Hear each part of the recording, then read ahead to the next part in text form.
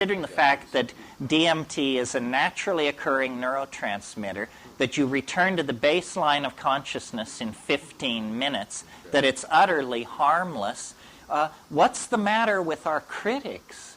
Why are they so phobic of it? You know, what is it? Are you tainted forever if you know the position of your enemy?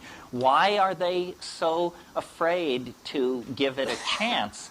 Well, I think I can answer my own question, quoting a wonderful thing Tim Leary said years ago. He said, LSD occasionally causes psychotic behavior in people who have not taken it. Right.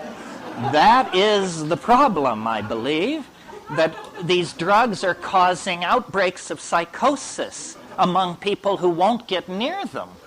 And they are turned into frightened, paranoid order freaks reaching for, extra legal and extra constitutional means to make your life hell. Obviously, their minds have been severely bent by the absence of this drug. However, the knowledge of it seemed to practically undo them.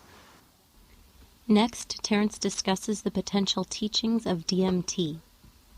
The first teaching is priceless. It's that the world is beyond your ability to conceive or imagine. So give up any short-term plan to conceive or imagine. I think really the worth in these psychedelics is simply that they allow you to triangulate upon reality. I mean, in other words, if all you've got is awake and asleep, you can't go far with that. But if you've got awake, asleep, and DMT as points, you can build a much more dimensionally rich model of consciousness. I think that it has to do with your own intelligence. Truly stupid people aren't interested in psychedelics because they can't figure out what the point of it is. It feeds off intelligence. It's a consciousness-expanding drug. If you don't have any consciousness, it can't expand it. And I've met people who say, yeah, well, all this stuff and big bugs talk to you and say strange stuff. You say, yeah, well, you should have paid a little attention.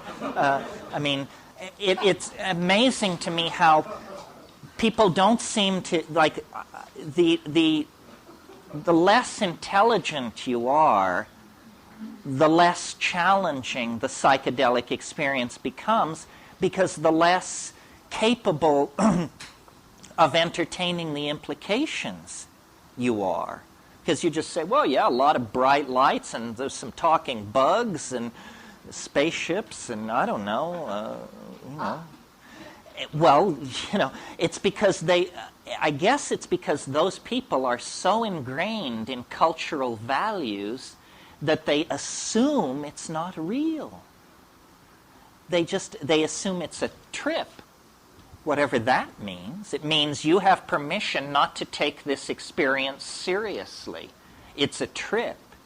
But what I've noticed is that based on quantum mechanics' need for an observer as part of any system, that's big news for our field of study, because what it means is hallucinations are as real as anything else.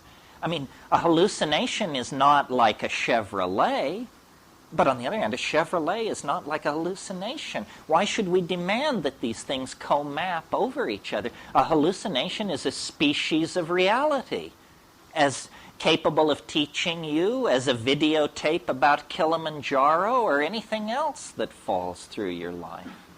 The question is, does DMT talk to you the way psilocybin does? It's interesting that these two compounds, so closely related to each other, both have something to say about language, but they say it in precisely opposite ways.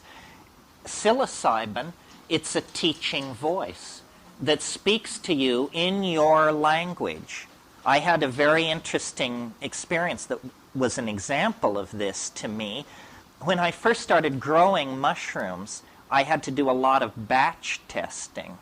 And so I was taking mushrooms a lot. And I would get into these places with it where it would say, da da da da da da da da da da says, da da da da da da da da da says. It would make these declarative statements, and then it would always put the word says on the end of the sentence. I thought, weird, but what do you expect of a talking vegetable? What's weird and what isn't? So then I heard Wasson's publication called Maria Savina and her Mushroom Velada. It's a set of 6 tapes of a mushroom session that Maria Savina did in 1956. So here is Maria Sabina raving in Mazatec, and it's going along like this.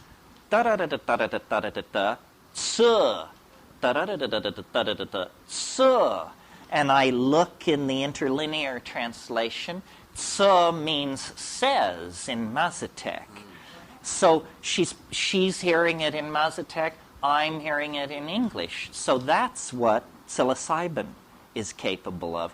What happens with DMT is it doesn't speak to you in English. It speaks to you in Elfish, and you understand. And under sufficiently hyped up conditions, you are able to reply. In other words, psilocybin pushes your brain state towards some kind of spontaneous glossolalia. And I think that this probably is mixed up with the generation of language itself.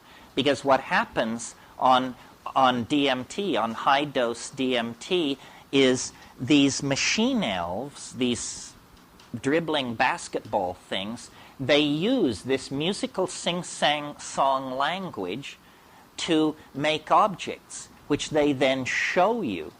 They're like machines or animals or crystals or crosses between, I don't know, consomme and something else. They have these opalescent depths. They're neither matter nor mind, neither solid nor liquid, but they make these things and set them loose in this environment, and these things themselves are emitting language and making other things. So they make machines which make machines. Everybody's chattering, squeaking, crawling over each other, clamoring for your attention. And what they're trying to do is to get you to produce this glossolalia for some reason, which I cannot imagine why. When you're stoned and you do the glossolalia, it's an incredibly pleasurable experience.